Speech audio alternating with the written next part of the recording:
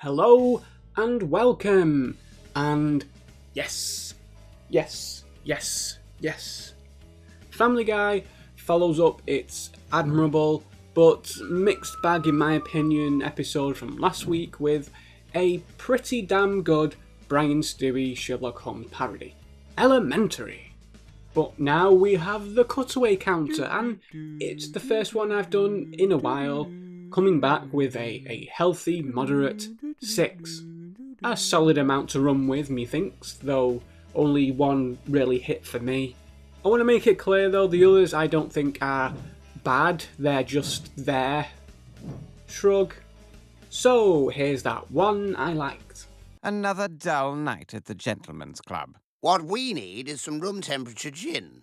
Hello, gents. Fancy some room temperature gin? Shut up, you slag. No women allowed. Room temperature gin. Drink it without women, have an eel pie, then go to bed.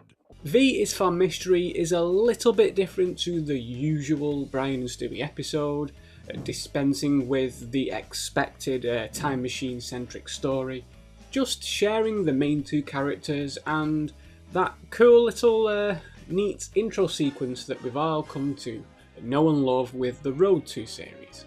So with the direction that it goes into, it does feel a lot more natural story-wise, having a far easier time with the pacing too because of the immediate start. Sherlock Holmes parody, straight into it. Stewie Sherlock, Brian Watson. Getting off to a nice, fairly quick start by indirectly informing the overarching mystery that's to come. But that said, the start is one of the episode's more weaker points with some pointless and forgettably standard scenes.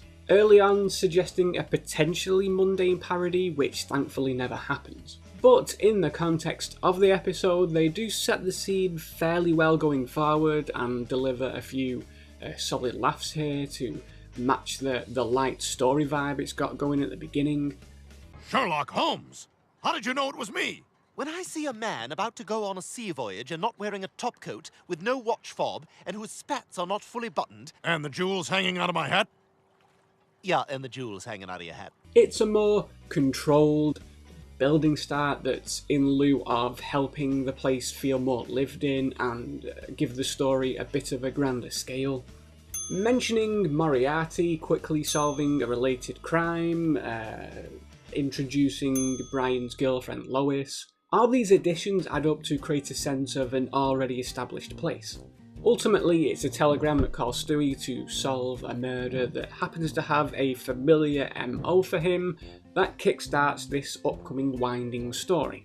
It appears she was killed by our old nemesis, the Scottish brute. That's impossible. He's in prison. I put him there myself 1 year ago. Nevertheless, we can't ignore the evidence. And it's really great that the story and mystery is this episode's biggest attraction because comedically it's not the show's strongest game. There are a lot, and I mean a lot of gay jokes, which numbers wise tells me they struggled, so they just went with something easy to fill the time. And some of them are kind of amusing. And it also runs with a few British Victorian era observations which vary in effectiveness. But as the episode goes on, it does feel a little bit more varied and more confident. You cannot catch what you cannot see. The turning point being when they decide they need to go to Paris, which I think is down to the fact that at this point in the episode, it's taking a more straightforward direction in what Stewie and Brian are doing, so it can allow for more freedom. But, as I said, in general, the episode's focus is clearly its story structure, and its gorgeously detailed Victorian set designs, the Ripper-like mist, some stellar shadows and directional work at play. They really went all out with it. I can't stress enough just how much I loved the look of this episode. And the same goes for the story too, especially its structure. Throwing in so many different faces, intentionally taking a few obvious twists like knowing what the red hair means for Lois, delivering some pretty nice set pieces too, like Stewie's mechanical prostitute robot thing, or the mocking of chase sequences in Paris. So there's clearly no one-track mind, laser focus, attention to the mystery. It's very clearly having a lot of fun with it. Which also takes a lot of the heat off Brian and Stewie, who are usually the stars of the show, because here they do feel a little off to me. Kind of unavoidable with the way it's approaching this episode and world, you know, they're Brian and Stewie, but not really Brian and Stewie. By the time Peter's Brute is revealed to be behind it as Moriarty, it is already somewhat obvious, thanks to Lois's not so cryptic death fall. The great Sherlock Holmes! He said you'd never figure it out, and that he'd be victorious! Working with a limited set of characters, though, is going to do that right. I mean, it can't be Queen Chris and Megan Carter are dead.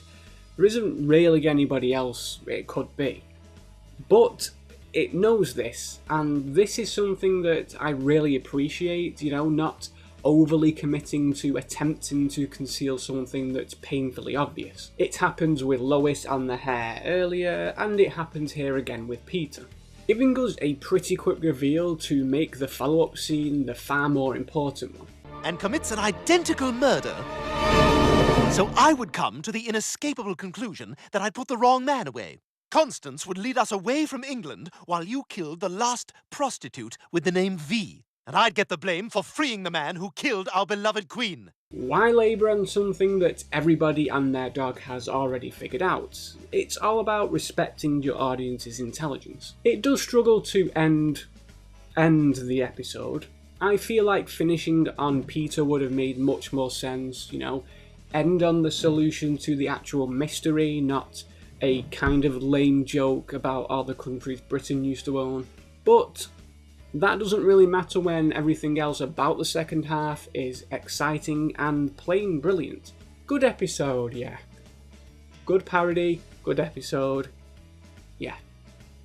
V is for Mystery does have a couple of weak aspects. It's okay on the comedy front, and the start hits a few standard moments, but everywhere else it simply shines. It creates a nicely detailed Victorian world and does it justice with a very well realised and paced central mystery that runs the gambit from chase sequences to tidy reveals.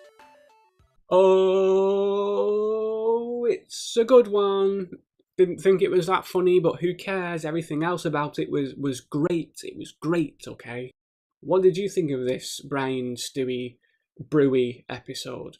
Let me know. Until next time.